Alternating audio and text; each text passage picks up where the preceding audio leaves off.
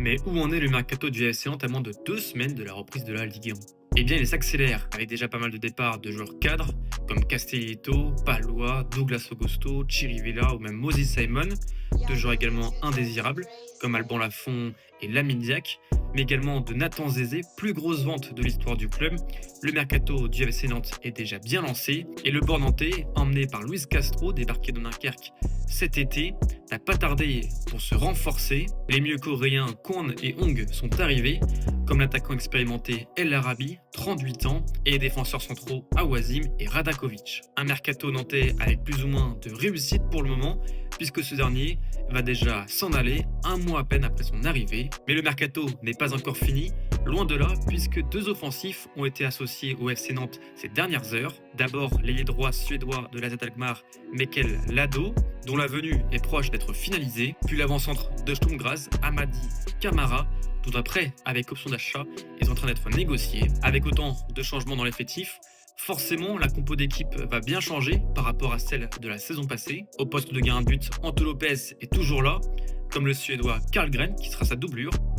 Mais le jeune Alexis Mirbach, vainqueur du tournoi Maurice Révélo à l'équipe de France U20 cet été, s'est engagé en tant que troisième gardien en provenance du FC Metz. En défense, pas de changement à droite où Kelvin Amian est le nouveau capitaine et un temps d'avance sur Fabien Santonze. À gauche, même chose, où Nicolas Kozza a vu son prêt être prolongé d'une saison supplémentaire. Jean-Kévin Duverne, de retour de près de Courtrai, sera sa doublure. Dans l'axe, par contre, tout est à reconstruire avec les départs de Castelletto, Palois et Zézé.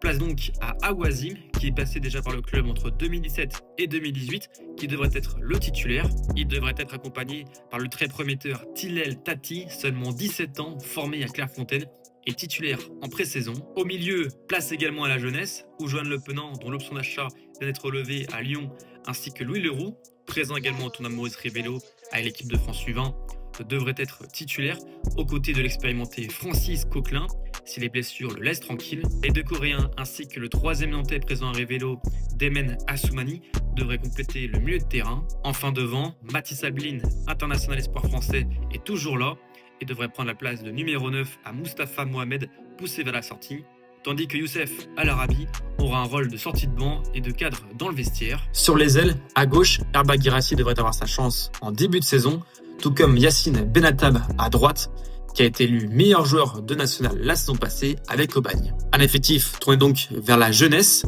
mais qui devra recruter des joueurs expérimentés pour performer en Ligue 1, comme l'a expliqué Anthony Lopez en conférence de presse. Donnez-moi votre avis en commentaire sur le mercato du FC Nantes et à quelle place vous voyez les Nantais terminer.